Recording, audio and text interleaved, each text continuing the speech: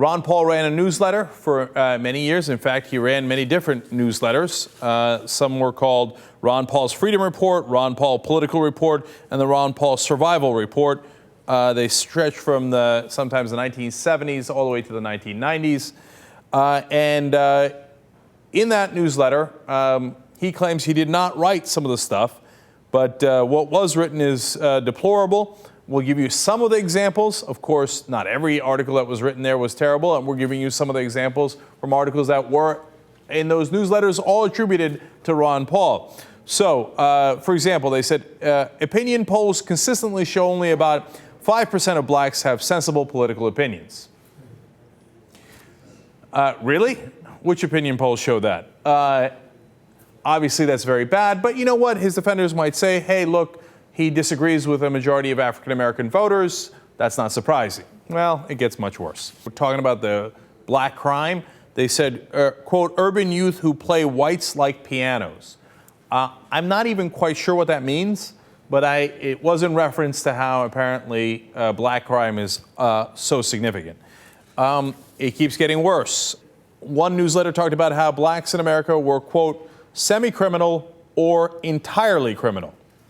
I'm curious about the semi-criminal category and what goes in that group right there. Here's another one. I've urged everyone in my family to know how to use a gun in self-defense, for the animals are coming. Well, you're not sure if it applies to black people entirely. I mean, they're talking about black crime. They're talking about crime. Well, you never know.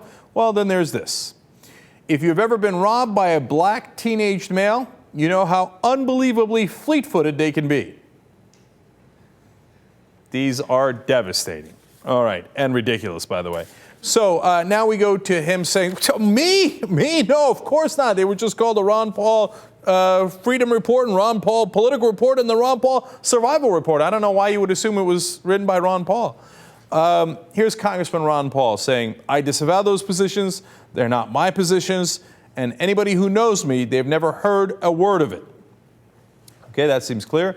How about this? He says, I was pretty careless about what was going in my own newsletter. That was my biggest fault. If that's true, I would agree that that is your biggest fault. That's very, very careless. If there was the Cenk Uygur survival report and all over it was like, watch out for the Asians, you know what I mean? I'd say that's a little bit more than careless. And by the way, we know who wrote the newsletters. The newsletters were overseen by Lou Rockwell, who worked for Ron Paul for decades and was a paid campaign consultant at least through 2002. He was Paul's chief of staff during Congressman's first period in Congress and championed his successful bid for the Libertarian Party's presidential nomination in 1988. He still will not disavow what Lou Rockwell has said. He just disavows the statements of whoever might have said those things, okay? You know, it's not up to him to figure it out. So, but when you get to Ron Paul's further clarifications of what he has said, well, it gets even worse. Here's what Ron Paul said to the Dallas Morning News in May 26th of 1996. Now, remember, he says, now, these newsletters, I haven't seen them in 10 years. I didn't even know what was in them, etc. But we find out, no, in fact, he had made many comments about the newsletters before. Some are on tape. But when he was talking to the Dallas Morning News, he said, if someone challenges your character and takes the interpretation of the NAACP as proof of man's character, what kind of world do you live in? Now, that is not a very good defense. That's saying, who would take the NAACP's word? Come on. You give a damn what those guys say? That's not a good defense, but we're just getting warmed up, okay? So some of you might say, hey, you know what? I don't agree with the NAACP politically, and that's what Ron Paul's talking about. And then his spokesperson, Michael Sullivan, said back in the same era, quote, Dr. Paul is being quoted out of context. It's like picking up War and Peace and reading the fourth paragraph on page 481 and thinking you can understand what's going on.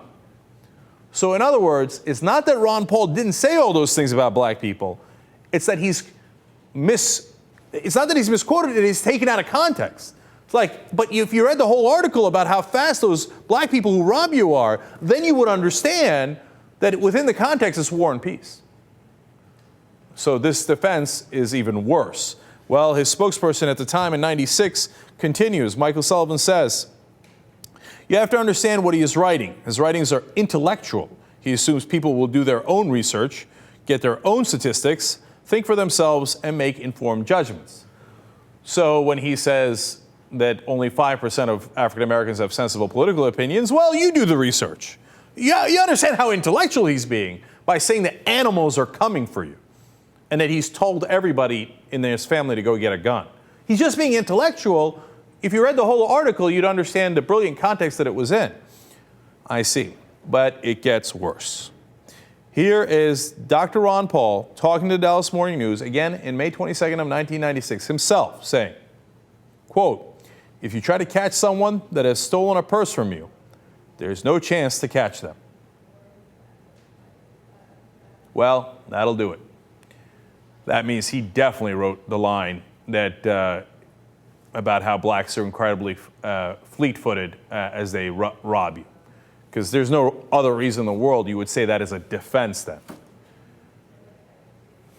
Look, man, anybody watching this show on a consistent basis knows there's probably not been one person in the media that's more fair to Ron Paul than I am. We've covered him when no one else would. We talked about how he's in the lead when everyone else was ignoring him. We gave all of his positions, the ones we agreed with, the ones we disagreed with. But when you look at these quotes, you realize if Ron Paul didn't write those articles, and now I'm beginning to think he did write some of them, he certainly didn't mind them going out. He, at the very least, knew exactly what was going on. There are some estimates that he made $1 million in combination from all those newsletters. That's a lot of profit to make off of this kind of ugly, ugly talk.